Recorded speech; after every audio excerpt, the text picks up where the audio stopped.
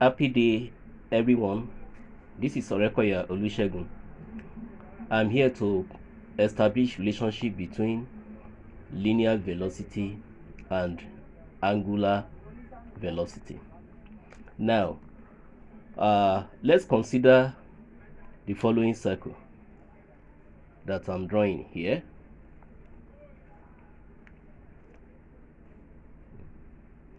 Now, let the circle has radius r. Let it have radius r.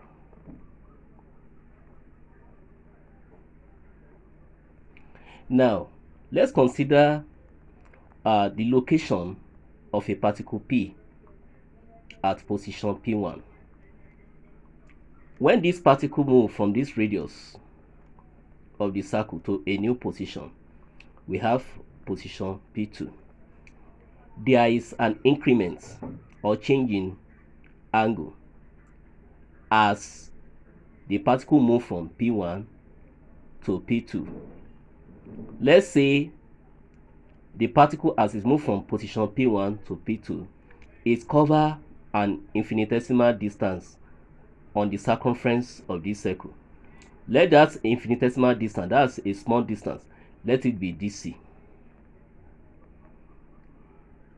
As at the time the particle moves from P1 to P2, covering infinitesimal distance dc, there is an angular displacement of the radius from position P1 to position P2. Call it the theta. That means small change in angle. Now, our measurement of this angle is taken as in radian. Our measurement of the angle is in radians. Now, if you take this particular portion of the diagram out, we have an infinitesimally small sector that I'm bringing out here. An infinitesimal sector projecting an angle d theta. So this is the radius, this is the radius. This particular portion of the circumference, that's dc. Now, in our mathematics, we know that the length, I want to find the length of this part of the circumference. We know that the length of an arc, this is an arc of a circle, is given by theta in degree over total angle in a circle, which is 360 degree, times the circumference of that circle, circumference of the circle.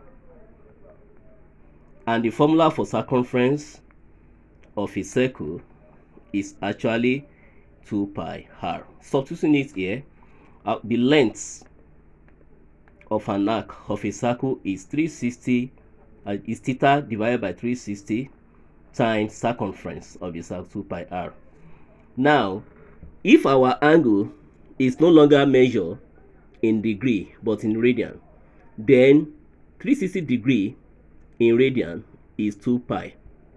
Substituting the 2 pi here, the length of an arc in radian will now be theta in radian divided by 2 pi, then times 2 pi r. The 2 pi cancel 2 pi. So the length of an arc of a circle will be given as theta in radian times the radius of the circle.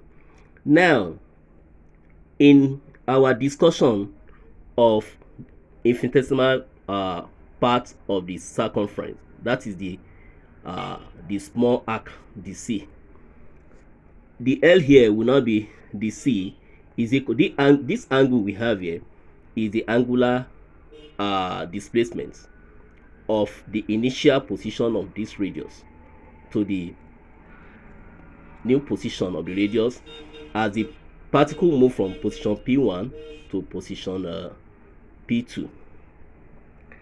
Now, so we now have the theta times r.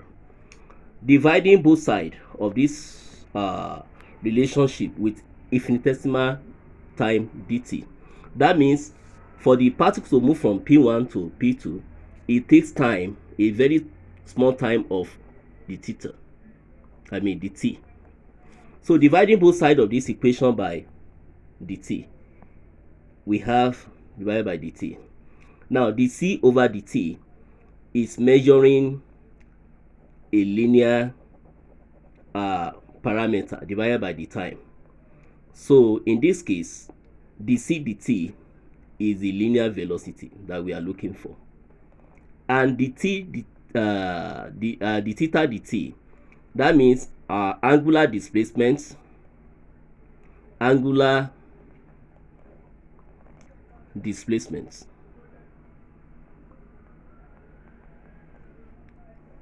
time taken